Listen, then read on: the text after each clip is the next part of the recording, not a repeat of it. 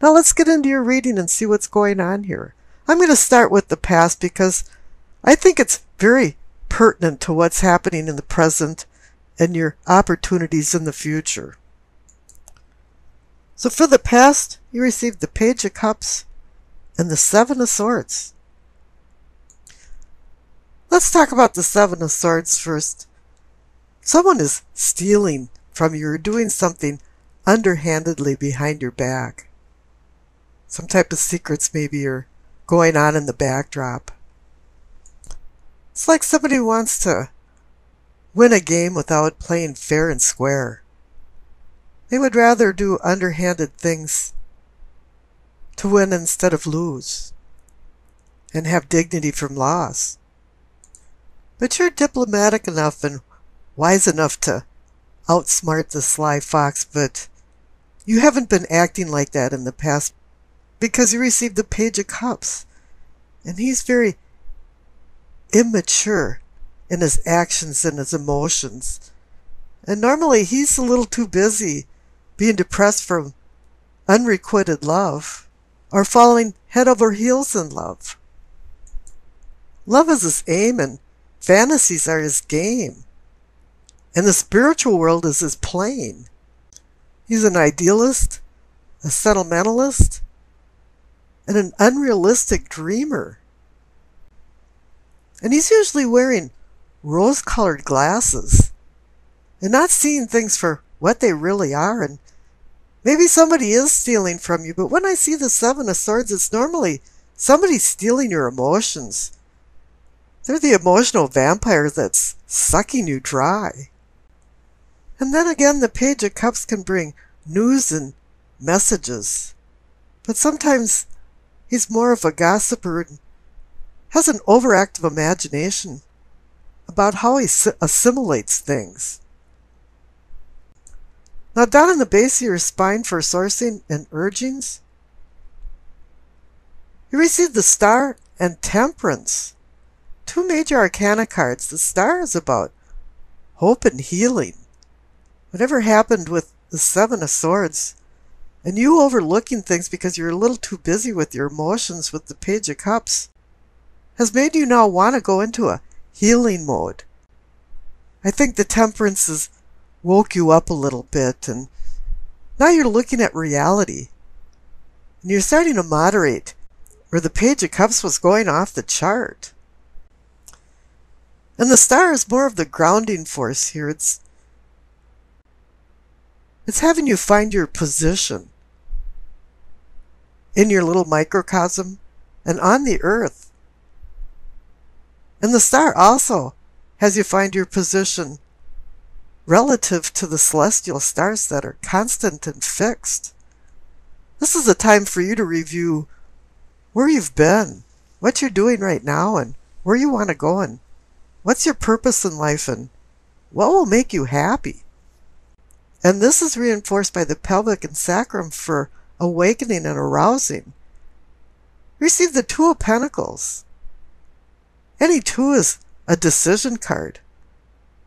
Balance, partnership. It's time to make some decisions, and you're juggling these decisions around, and it's time not to drop the ball while you're juggling. But the clarification card is the Eight of Wands, the card of sudden change, or maybe it's just sudden decision. But the Eight of Wands can also be a message or some type of news. And that can be connected to the Page of Cups too. So it seems like you've been juggling some ideas around and you haven't been quite sure of what to do, but maybe the universe is making the decision for you, and very quickly. Now up above in your solar plexus, you receive the Ten of Pentacles, the card of contentment and satisfaction. It's usually considered the retirement card where you have the luxury of comforts, but not all of us are in retirement age.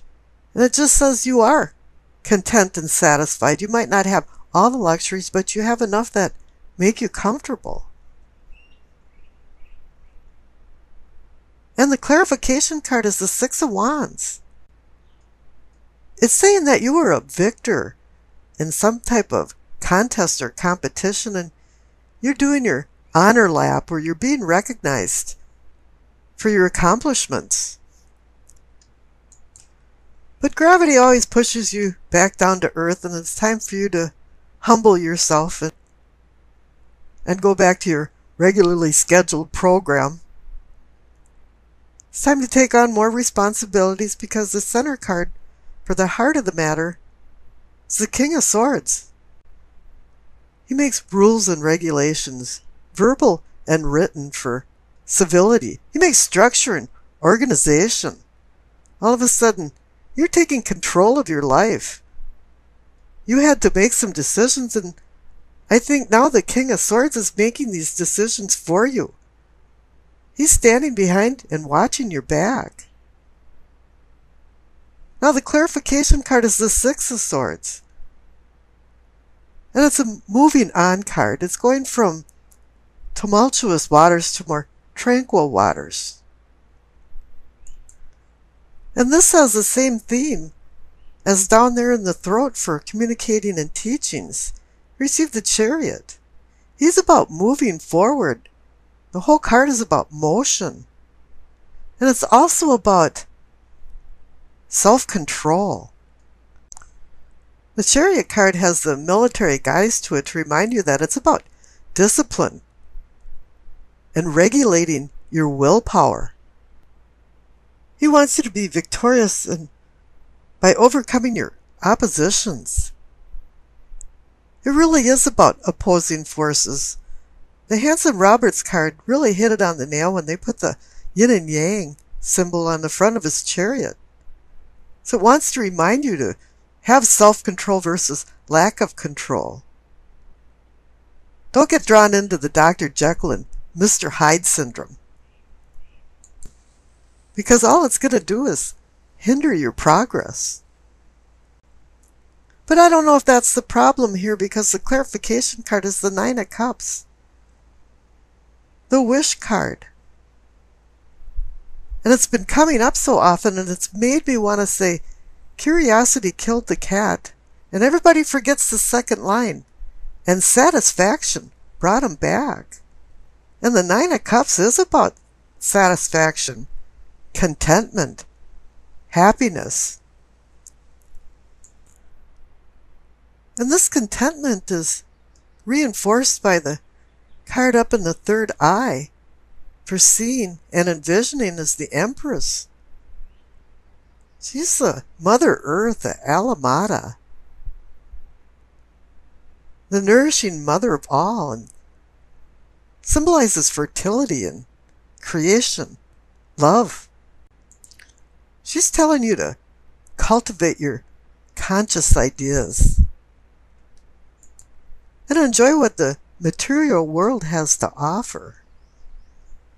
But before you do that, you have to go with the clarification card of the Hermit. He's indicating that you have a desire for change in your unconscious inner self before you start enjoying the conscious foreself. It's time for you to go on a soul journey of self-discovery. You're seeking guidance from his staff and wisdom from the light in his lamp for enlightenment.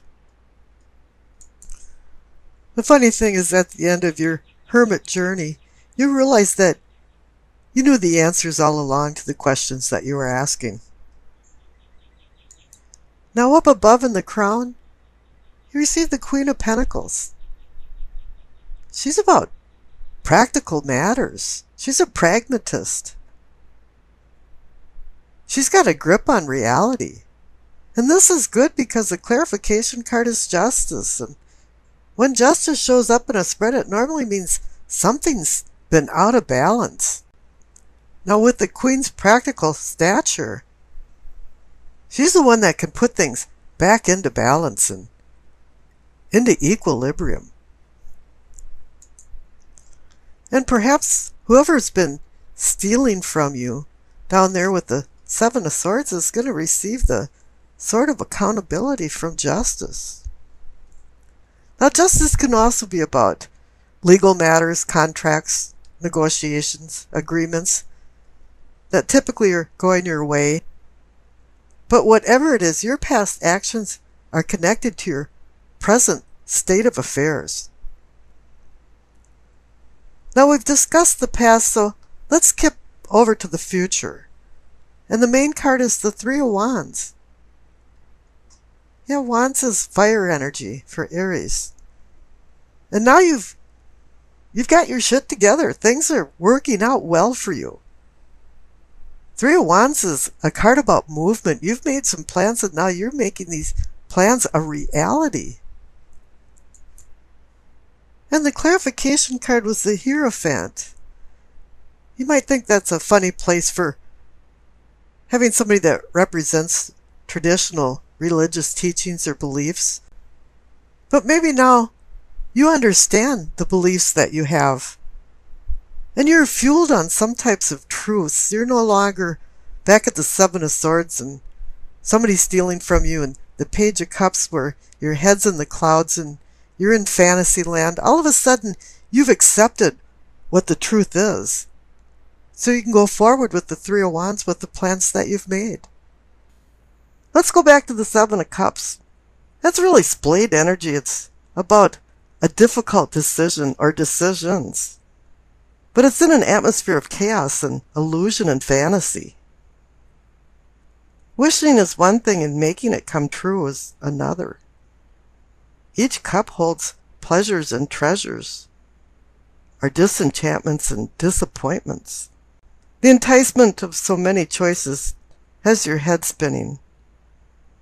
And there's also a temptation involved in this cup about sexual and emotional folly, which is extremely strong and drawing you towards it. And you have to get out of your kind of day trip or fantasy land and start separating real from imagined. And so then it comes down to which cup will you choose and which cup will you lose. And the Two of Swords, as I mentioned, also is a decision card, but it's indecision in the face of opposing forces.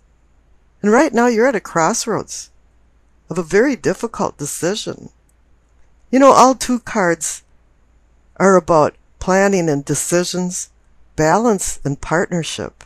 And in this instance, confusion has set in and you don't know which way to turn.